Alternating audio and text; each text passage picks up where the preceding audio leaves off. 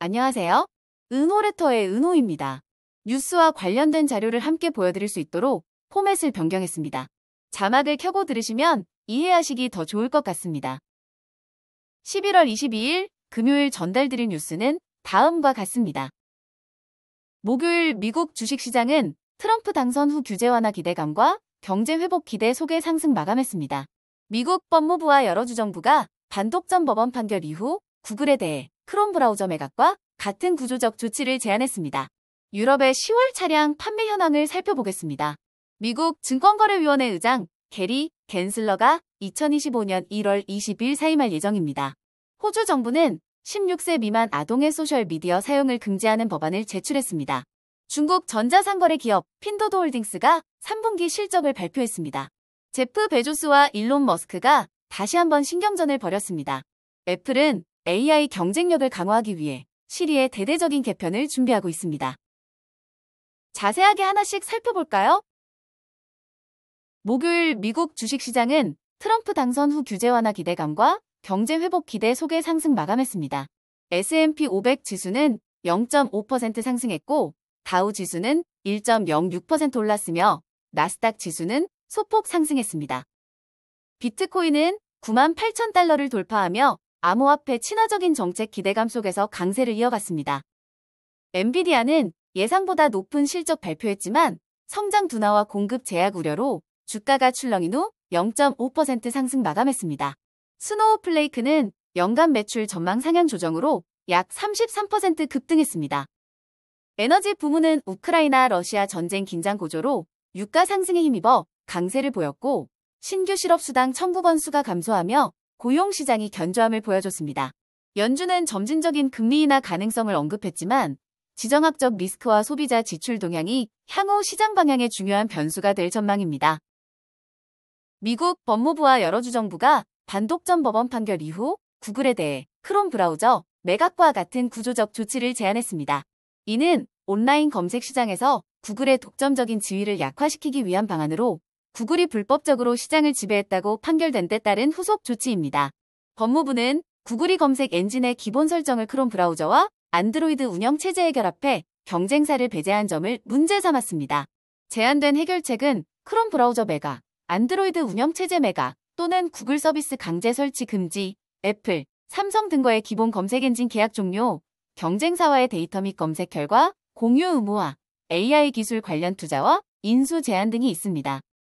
법무부는 특히 구글이 AI 기술을 검색 시장의 새로운 경쟁자로 볼 수 있다며 이에 대한 추가 규제 필요성을 언급했습니다. 또한 콘텐츠 제공업체가 구글 AI 모델에서 데이터 훈련에 사용되는 것을 거부할 수 있는 권리도 포함되었습니다. 구글은 이 제한이 과도하며 자사 제품과 소비자, 기업 모두에 해를 끼칠 것이라고 반발했습니다. 법원이 크롬 브라우저나 안드로이드를 매각하라는 결정을 내릴 경우 구글의 핵심 비즈니스에 큰 타격이 예상됩니다. 법무부의 제안은 2025년 4월로 예정된 법원 심리를 통해 논의되며 최종 판결은 2025년 여름까지 나올 예정입니다. 유럽 자동차 시장이 정체 상태에 빠졌으며 10월 신차 등록은 전년 대비 0.1% 증가에 그쳤습니다.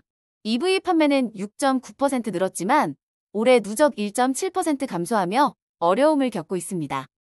특히 독일에서는 정부 보조금 축소로 EV 판매가 4.9% 줄었지만 영국에서는 제조업체들의 할인 덕분에 24% 증가했습니다.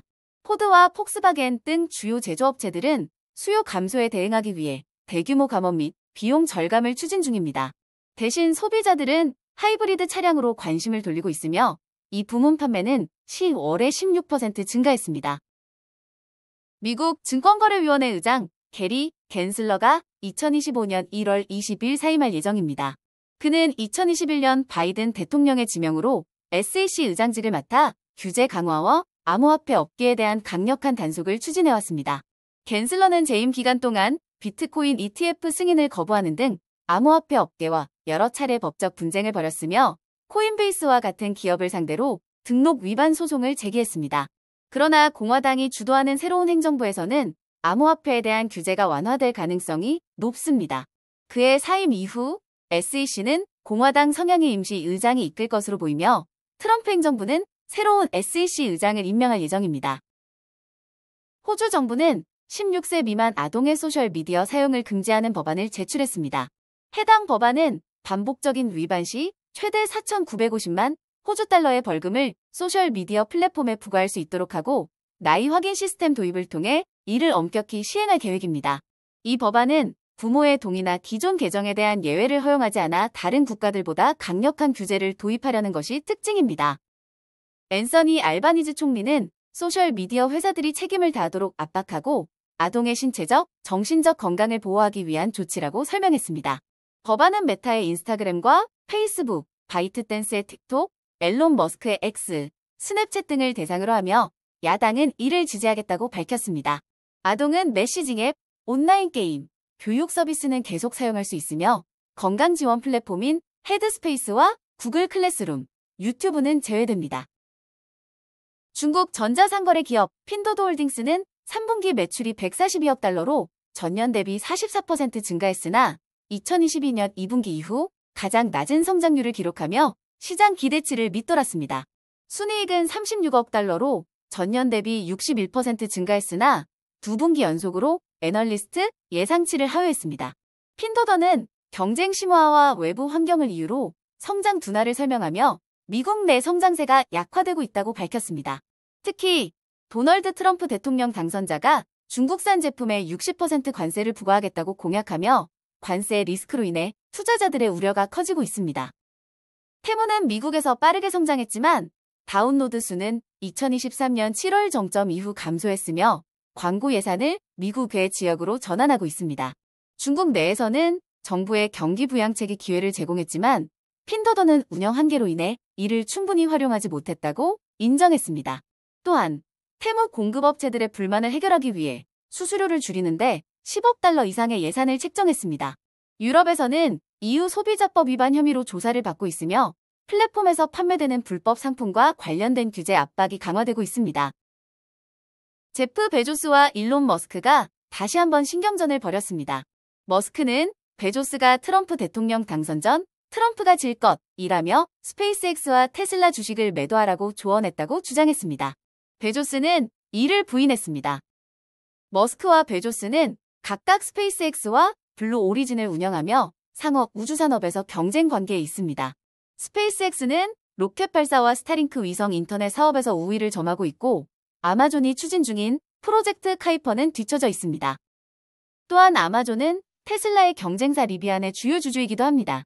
이번 논쟁은 머스크가 트럼프의 측근으로 부상하며 발생했습니다. 과거에도 두 사람은 나사 계약 및 위성 배치 문제로 갈등을 겪은 바 있습니다. 애플은 AI 경쟁력을 강화하기 위해 시리의 대대적인 개편을 준비 중이며 이를 LLM 쉬리로 내부적으로 부르고 있습니다. 새로운 시리는 대규모 언어 모델을 활용해 대화형 능력을 크게 향상시키고 보다 복잡한 요청을 더 빠르게 처리할 수 있도록 설계되었습니다. 이 기술은 아이폰, 아이패드, 맥에서 별도 앱으로 테스트 중이며 최종적으로 기존 시리 인터페이스를 대체할 예정입니다. 새로운 시리는 2025년 iOS 19 및 macOS 16 소프트웨어 업데이트에서 발표될 예정이며 사용자 출시는 2026년 봄으로 계획되고 있습니다. 애플은 사용자의 프라이버시를 강조하면서도 챗GPT와 같은 외부 AI 시스템도 제공할 계획이며 향후 제미니 등 다양한 옵션을 추가할 예정입니다. 애플은 최근 대화형 AI 인터페이스와 관련된 기술 개발 전문가를 채용하며 AI 강화에 박차를 가하고 있습니다.